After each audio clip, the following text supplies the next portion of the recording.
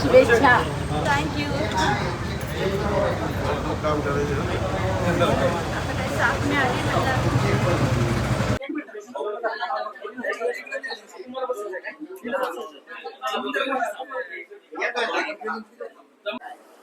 या बाबतीतली सत्यता म्हणजे जो काही आरोप केलेला आहे अत्यंत निकलास खोटा, निकलास म्हणजे रेकॉर्डेबल हुकूम असलेला.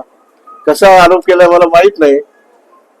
त्यांनी खरं म्हणजे शहानिशा करायला पाहिजे होती आमच्याकडे किंवा ज्या काही शासकीय यंत्रणा आहेत त्यांच्याकडे करायला पाहिजे होती, पण ती दुर्दैवाने केली नाही. आणि गेली 2 दिवस काहीतरी हा प्रकार दूरचित्रवाणीवर सतत चालू आहे की खासदारांचा निधी अजून खर्च झाला नाही. म्हणून तुम्हाला मी म्हणजे ज्या आतापर्यंत जे आकडे देतो, माझा प्रत्येक तालुक्यात निधी गेलाच. 6.5 तालुके माझ्या मतदारसंघात आहेत. ते पण तुम्हाला कोणत्या तालुक्यात किती गेला आणि त्याचप्रमाणे एकूण निधी किती आला, कृपया तुम्ही याची नोंद म्हणजे आपण जर सर्वांनी कळवली तर मला वाटतं फार बरं राहील. हे बघा, आपल्याला सर्वांना माहिती की 2024 ला निवडणूक झाली. खासदार निधी स्थानिक विकास निधीमध्ये 5 कोटी प्रत्येक खासदाराला असतो. 6.5 तालुके आहेत आणि प्लस जिल्हा जो डीपीडीसी आहे त्या डीपीडीसीचा काही निधी असतो. माझ्याकडे 2 वर्षाचा जो निधी आला तो आज माझ्याकडे अखर्चित काही नाही, तो सर्व वाटलेला आहे. आता याच्यामुळे तुम्हाला माहिती करता मी देतो की 2024-25 मध्ये आणि 25-26 मध्ये एकूण 2 वर्षात 9 कोटी 80 लाख खर्च म्हणजे मिळाले निधी प्राप्त झाला. त्यात 134 कामं मी मंजूर केली, प्रस्तावित केली. त्यासाठी 9.54 कोटी प्रस्तावित केलेत खर्चासाठी, म्हणजे मंजुरी दिली, सगळं झालं. त्यात 120 कामं मंजूर झालीत. आणि आज दूरचित्रवाणी काय दाखवलं जातं की 2 का 3 कामं झाली. 120 कामं मंजूर झाली आणि त्यासाठी 8,55,41,000 मंजूर निधी पण झाला शासनाचा. माझं होऊ द्या पूर्ण, मग तुम्ही जाऊ. यापैकी 23 कामं पूर्ण झाली. त्यासाठी 1,47,00,000 निधी हा वितरित करण्यात आलेला आहे म्हणजे शासनाकडनं. तसेच जिल्हा वार्षिक योजनेतून 14,78,00,000 रुपये मिळाले. त्यामध्ये 264 कामं आम्ही प्रस्तावित केलेली आहेत. म्हणजे 264 ही कामं आणि 134 कामं म्हणजे जवळजवळ 398 कामं. 398 कामं ही प्रस्तावित केलेली आहेत. कामं काही चालू आहेत, काही पूर्ण झालीत, काही कामं प्रगतीपथावर आहेत, कामं सुरू व्हायची आहेत. पण जवळजवळ 398 म्हणजे 400 जवळजवळ कामं ही माझ्या मतदारसंघामध्ये मी मंजूर केलेली आहेत, प्रस्तावित केलेली आहेत. यामध्ये तुम्हाला प्रत्येक तालुक्याची मी आकडेवारी देतो. अकोले तालुक्यासाठी डीपीडीसी मधून जिल्हा वार्षिक योजनेतून 55 कामं, त्यासाठी 4,16,80,000. खासदार निधीतून 24 कामं म्हणजे रक्कम 1,62,00,000 म्हणजे 79 कामं अकोले तालुक्यामध्ये घेतली गेलेली आहेत. संगमनेर तालुक्यामध्ये म्हणजे जिल्हा वार्षिक योजनेतून 78 कामं, 4,53,00,000 आणि खासदार निधीतून 35 कामं, 6,84,00,000 म्हणजे 78 अधिक 35 म्हणजे जवळजवळ 128 कामं ही संगमनेर तालुक्यामध्ये घेतलेली आहेत. कोपरगाव तालुक्यासाठी जिल्हा वार्षिक योजनेतून 29 कामं, त्याची रक्कम 3,08,00,000 आहे. आणि स्थानिक विकास निधीतून 25 कामासाठी 1,89,00,000 आहे. म्हणजे कोपरगाव तालुक्यासाठी 29 अधिक 25 म्हणजे जवळजवळ 54 कामं ही या अकोले कोपरगाव तालुक्यासाठी घेतलेली आहेत. राहता तालुक्यासाठी जिल्हा वार्षिक 22 कामं आणि त्यासाठी 65,28,000 आणि स्थानिक 14 कामासाठी 1 कोटी असा निधी देण्यात आलेला आहे राहता तालुक्याला. म्हणजे 22 आणि 14 जवळजवळ 46 कामं. श्रीरामपूर तालुक्यामध्ये श्रीरामपूर तालुक्यामध्ये वार्षिक म्हणजे डीपीडीसी मधून 53 कामासाठी 4,06,00,000 आणि डीपीडीसी मधून 25 कामासाठी 1,09,00,000 म्हणजे 53 आणि 25 म्हणजे जवळजवळ 78 कामं श्रीरामपूर तालुक्यासाठी झालेली आहेत. नेवासा तालुक्यासाठी डीपीडीसीतून 27 कामं, रक्कम रुपये 2,81,06,00,000 आणि खासदारीतून 11 कामं 70 लाख, म्हणजे नेवासा तालुक्यामध्ये जवळजवळ 38 कामं दिलेली आहेत. अशी ही सर्व तालुक्यामध्ये प्रस्तावित केलेली कामं आहेत. आता याच्यामध्ये तुम्हाला मी सर्व तालुका निहाय आकडेवारी सांगितलेली आहे. आमच्याकडे कोणताही निधी आला तर मी प्रशासनामध्ये राहिलेलो आहे. निधी कसा खर्च करायचा, कसा मागायचा, कसा वितरित करायचा, या सर्व गोष्टी असल्यामुळं मी माझ्याकडे काही निधी ठेवलेला नाही, तो वाटून दिलेला आहे. ही माझी आकडेवारी आहे.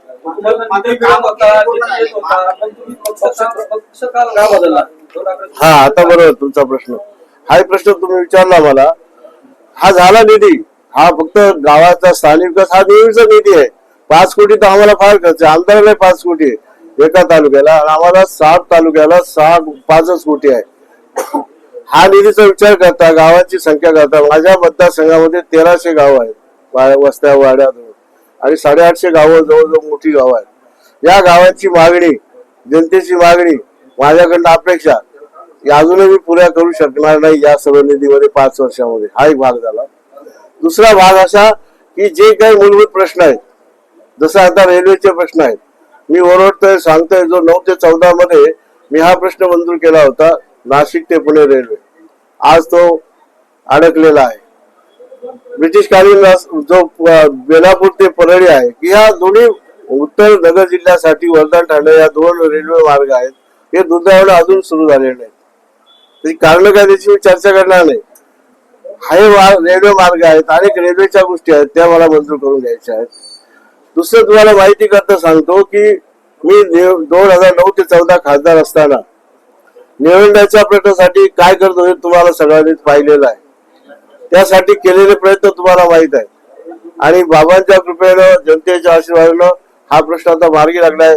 सर्व मतदारसंघामध्ये पाणी फिरत आहे, सुरू झालेलं आहे. अजूनही काही ठिकाणी पाणी जायचं आहे. अजूनही बराचसा भाग वंचित आहे, आणि त्या वंचित भागाची देखील मागणी आहे. मध्ये राज्य सरकारने घेतलेला 8 TMCचा निर्णय आपल्या सर्वांना माहिती की आपल्या हक्काचं पाणी जायकवाडी प्रकल्पात ढकलून दिलेला आहे. त्यामुळे आजही आपल्या पाण्याची जी टंचाई आहे ती भरून काढण्यासाठी त्यावेळेला मागणी जो केली होती, नदी जोड प्रकल्प असेल, त्यावेळेला मागणी केली होती की जे पाणी पश्चिमेला वाहून जातं ते पाणी आपल्या भागात वळवायचं असेल. आणि हा विषय देखील आता केंद्र आणि राज्य सरकारनं हाती घेतलेला आहे. सुधारणा यासाठी मोठमोठे 24 प्रकल्प तयार करण्याचं काम, DPR बनवण्याचं काम, शासनाने निधी घ्यायचं काम चालू आहे. आणि या 24 प्रकल्पाच्या माध्यमातून गोदावरी खोरा असेल, आपला प्रवरा खोरा असेल, मुळा खोरा असेल, या सर्व खोऱ्यामध्ये हे पाणी आणायचा प्रयत्न आपल्याला करावा लागणार आहे. हा भाग खऱ्या अर्थानं सुजलाम सुफलाम करायचा असेल भविष्यासाठी, तर या योजना आपल्या मतदारसंघामध्ये आल्या पाहिजे. आणि रस्त्याचे अनेक विषय आहेत, पाटपाड्याचे विषय आहेत, असे अनेक विषय आहेत की ज्या मतदारसंघासाठी आपल्याला सरकार, केंद्र सरकारच्या माध्यमातून, राज्य सरकारच्या माध्यमातून या सर्व योजना आणाव्याच लागणार आहेत. आणि त्यासाठी ह्या योजना पुऱ्या करायच्या असेल तर मला म्हणजे आपणच सांगा की सत्तेमध्ये असल्याशिवाय हे काही होणार नाहीये, सत्तेचा सपोर्ट असल्याशिवाय होणार नाहीये. आणि ही काळाची गरज निर्माण झाली. माझ्या मतदारसंघामध्ये हे महत्वाचे प्रश्न अनेक विषय आहेत की जे विषय मी आता तुम्हाला ठळकपणे सांगितले. असे अनेक छोटे छोटे प्रोजेक्ट आहेत, प्रकल्प आहेत. लोखंडे साहेब ते म्हणतात की या सगळ्या ज्या गोष्टी आहेत मी अगोदरच मंजूर केलेल्या आहेत. निवडण्याचा पाणी प्रश्न असेल, तुम्हाला माहिती आहे निवडणुका कुणी केला, त्याची कसं वादातीत करता. तू चर्चा झाली, निवडणूक झालंय, सर्वांनीच केलेलं आहे, ते सर्वांनीच केलंय. मी काय एकटा क्रेडिट, सगळ्यांचेच हात आहे त्याच्यामध्ये हात. तो जाऊ प्रश्न कोणी सोडवलाय तुम्ही की बघा, तुम्हाला हे माहिती करता सांगतो. निवडण्याच्या ज्या मान्यता आहेत ते तो प्रकल्प म्हणजे मंजूरच होत नव्हता, पण ज्याला ज्या शासनाच्या मान्यता असतात 17 पैकी 14 मान्यता खासदार भाऊसाहेब वागचौरे यांनी घेतलेल्या आहेत. हे अधिकारी गोळा करणं, दिलं नेणं, हा वादात विवादित विषय करण्याचं कारण हे त्यावेळेचे विषय आहेत, तुम्हाला सगळे माहिती आहेत. तुम्ही बस त्या विषयावर काय कलट मला मला तसं बोला. 40 आमदार ज्यावेळी उद्धव ठाकरेंना सोडून स्थापना झाली, तसं आता तुम्ही 6 खासदार केले. उद्धव ठाकरेंचा त्यांनी अनुभव सांगितला होता की उद्धव ठाकरे भेटत नाही आमदारांना, तसं तुमचा काय अनुभव असा काय? मला त्या बाबतीत अनुभव नाही, मला त्या बाबतीत काही म्हणायचं नाही, माझी कोणती तक्रार नाही. मला त्यांनी मागच्या वेळेला प्रेम दिलं, यावेळेला प्रेम दिलं, त्या प्रेमाचं मी हे आहे. पण मला या मतदारसंघाच्या बाबतीमध्ये मला जाणं हे महत्वाचं होतं, क्रम प्राप्त होतं. आणि म्हणून मी खऱ्या अर्थाने गेलेलो आहे. जे शिवसेना जातोय 50 कोटी घेतले असं संजय राऊत लोकशाहीमध्ये ही आता प्रक्रिया सुरू झालेली. काही आरोप करायचे, बेछूट आरोप करायचे, हे आरोप बेछूट आहेत, चुकीचे आहेत. हे दरवेळेला वेगवेगळ्या पद्धतीने आरोप केले जातात. जे कोणी असं काही करतात त्यांना बदनाम करायचा प्रयत्न केला जातो. असं पुढे होणार नाही, झालेलं नाही, होऊच शकणार नाही. कालपर्यंत म्हणतात की तुम्ही राजीनामा द्या आणि पुन्हा निवडणूक लढवून दाखवा आणि पुन्हा निवडून येतात. आता ही कायदेशीर प्रक्रिया चालू आहे, मिळेल उत्तर त्याचं. कालपर्यंत जे शिवसैनिक तुमच्या सोबत होते आज तुमच्यावरती घोषणाबाजी करतायत, काय सांगाल तसं? नाही, आता त्यांना त्यांची नाराजी मी आता माझ्या विकास कामातून त्यांना करून देईल. त्याच्यामुळे ती नाराजी दूर करण्याचा माझा प्रयत्न राहील. उद्धव ठाकरेंचा 29 जूनला दौरा आहे. शिर्डी लोकसभा मतदारसंघातील मतदारांची माफी मागण्यासाठी ते येत आहे. मी पण ऐकलेलं आहे. आनंदाची गोष्ट त्यांनी ते जात आहे, चांगली गोष्ट आहे, यावं त्याने. शिर्डीमध्ये दौरा होतोय. नाही, दौरा हा शिर्डीमध्ये नाही, सर्वच मतदारसंघामध्ये. आणि ते नेहमी दौरे करतात, राज्यामध्ये फिरतात शेतकऱ्यांच्या सहा खासदार जे पक्षांतर केले हा. त्या मतदारसंघामध्ये ते दौरे करतात आणि ज्या मतदारांनी तुम्हाला मतदान केलेलं आहे आज ते कुठेतरी नाराज आहेत. त्यांची अँटी इन्कम्बन्सी होती म्हणून तुम्हाला मतदान केलं होतं त्यांनी. नाही, आता प्रत्येक जण आपापल्या पद्धतीनं तर्कवितर्क लावेल. कोण काय म्हणे, तुम्ही तसं म्हणतात, ते काय म्हणतात, बाकीचे काय म्हणतात. जनतेला माहिती आहे, जनतेला तुम्हाला माहिती आहे 9 ते 14 आपला माणूस म्हणून स्वीकारलं आणि यावेळेला जनतेने मला स्वीकारलं. 10 वर्ष नाही स्वीकारलं नाही तर कारण अनेक कारण आहेत, राजकीय कारण आहेत, त्याच्यामध्ये वेगवेगळी कारण आहेत. त्याचबरोबर तुम्ही पण आहात, त्यामध्ये काही हे करणारे सगळे लोक आहेत. ते आहे आणि परिस्थितीचा परिणाम असतो. शिंदे गटामध्ये तुम्ही प्रवेश केलेला आहे. अहिल्यानगर जिल्ह्यातील महायुतीच्या पदाधिकाऱ्यांना सोबत घेऊन, मंत्र्यांना सोबत घेऊन आता विकास कामाला लागणार. प्रश्न नाही, लागलोच, आज कामालाच लागलं. आज ज्या पद्धतीने उत्साहानं माझं स्वागत केलेलं आहे, आज 4थी ठिकाण आहे माझं स्वागत करण्याचं. अत्यंत माझ्या शिवसेनेच्या कार्यकर्त्यांमध्ये, शिंदे शिवसेनेच्या कार्यकर्त्यांना प्रचंड उत्साह मला पाहायला मिळाला, आनंद पाहायला मिळाला. आणि मला वाटतं त्या बळावर, त्या जोरावर निश्चितपणानं मी काल मुंबईमध्ये पाहिलं, आदरणीय शिंदे साहेब आणि सर्व ते जे कार्यकर्त्यांची टीम आणि पदाची टीम दिसली, मला इतका उत्साह होता. मला वाटतं ही बळ फार मोठं असणार आहे आणि बळाच्या जोरावर पुढच्या राजकारणासाठी निश्चितपणानं त्या बळाचा वापर करून विकासाची गंगा जाईल. शिंदे गटात जाताना तुमचं नेमका कोणतं उद्दिष्ट डोळ्यासमोर सांगितलं ना मी आता, किती वेळा सांगणार तुम्हाला, सांगितलं गटाला सोडचिठ्ठी देऊन शिंदे गटामध्ये तुम्ही प्रवेश केलेला आहे. आता सांगितलं ना का केला, कशासाठी केला, प्रकल्प, प्रोजेक्ट, हे पाणी, हे सगळं, ते सगळ्या गोष्टी आहेत. मात्र ज्या ठाकरे गटात असताना ज्या मतदारांनी तुम्हाला मतदान केलं त्यांची तुम्ही आता माफी मागणार आहात का?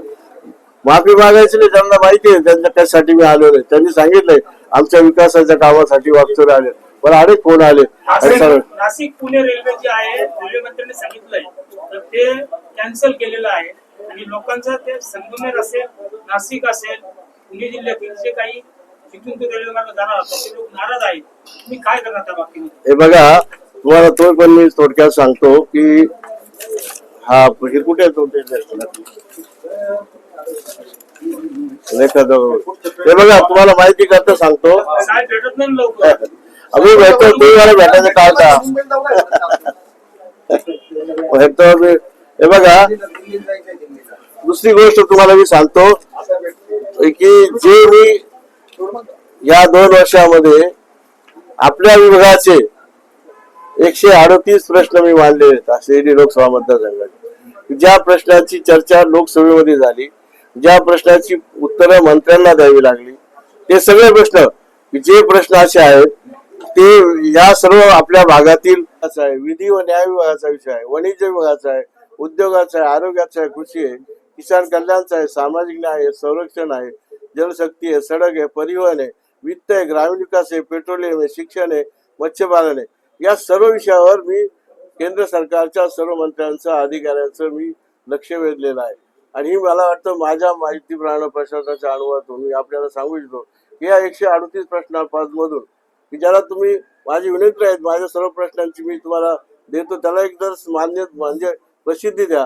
निश्चितपणानं काय केलं हा सुद्धा समाजापुढे, जनतेपुढे जाईल. नाशिक पुणे रेल्वे मार्गाबद्दल आपली भूमिका काय आहे? बघा, त्याच्यामध्ये मी सांगतो तुम्हाला, अरे हो, शांतपणे 138 प्रश्नांमध्ये याचे रेल्वेचे जे विषय आहेत ते अनेक विषय याच्यामध्ये आलेले आहेत. तुमचा जो आता मूळ प्रश्न आहे की हा जो रेल्वे मार्ग आहे की भाऊसाहेब वागचौरे ज्यावेळेला 9 ते 14 मध्ये खासदार होते त्यावेळेला हा मी मंजूर करून त्यावेळेला आपले साई भक्त मुनी आप्पा हे त्यावेळेला राज्यमंत्री होते आणि ज्या आता पश्चिम बंगालच्या मुख्यमंत्री त्यावेळेला रेल्वे मंत्री होत्या. हा विषय त्यावेळेला मंजूर केला होता 2014ला. त्यानंतर केंद्र सरकारने राज्य सरकारने निधी पण दिलेला होता, त्याप्रमाणे ऍक्विजिशन पण झालं. आणि ज्यावेळेला तो सर्वे कोणती गोष्ट करताना सर्वे करून केली जाते आणि त्यावेळेला जो सर्वे झाला होता त्या सर्वेमध्ये त्याला फिजिबल म्हणून मान्यता देण्यात आली. ही मान्यता देण्याची जी प्रक्रिया पहिला सर्वे फिजिबल नंतर बोर्ड जे रेल्वे बोर्ड त्याच्याकडे मंजुरी त्यानंतर शासन त्यानंतर कॅबिनेट आणि नंतर डिक्लेरेशन म्हणजे बजेटमध्ये अशा प्रकारची प्रक्रिया या सर्व प्रक्रियामधून तो मंजूर झाला आणि तो रेल्वे प्रकल्प ऍक्विजिशन झालं संगमनेर ऑफिस झालं जमिनीचं ऍक्विजिशन झालं. पहिला रूट अकोल्याच्या देवठाण मार्गे ठरला होता तो फिजिबल होता त्याच्यामध्ये काही अडचणी आल्या. दुसरा रूट समनापूर मार्गे ठरला. हे दोन्ही रूट आम्हाला फक्त एकच होतं की आमच्या या भागातून संगमनेर अकोला या भागातून जुन्नर भागातून हा रेल्वे मार्ग जावा की जेणेकरून या भागाच्या विकासाला गती आणि चालना मिळेल.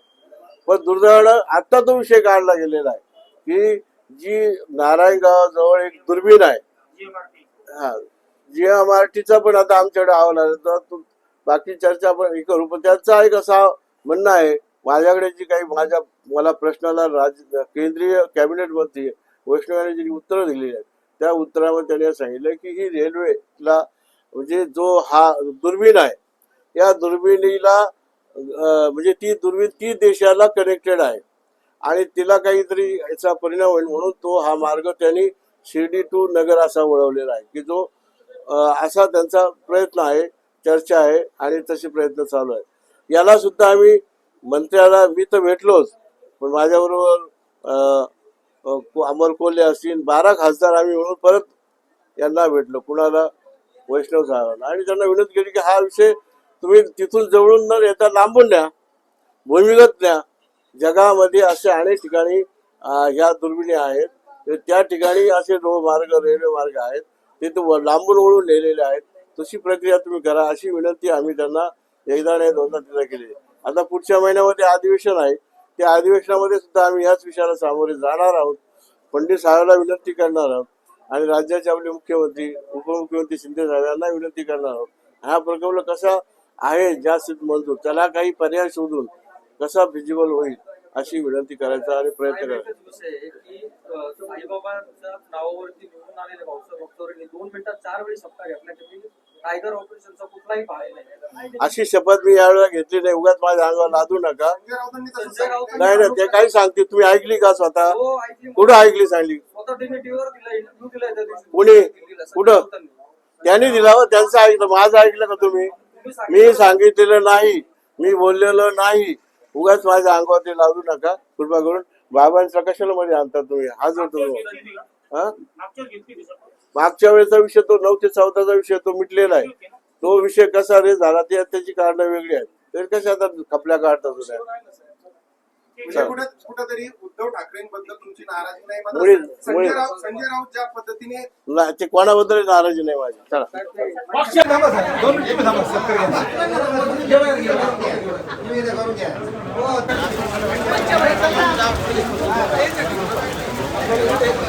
जयराम